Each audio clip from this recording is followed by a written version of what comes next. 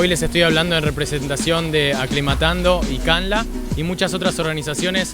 La Conferencia de las Partes es una reunión que hacen los líderes mundiales y esta conferencia y la del año que viene son sumamente importantes porque es ahora el momento para decidir el futuro de nuestro planeta.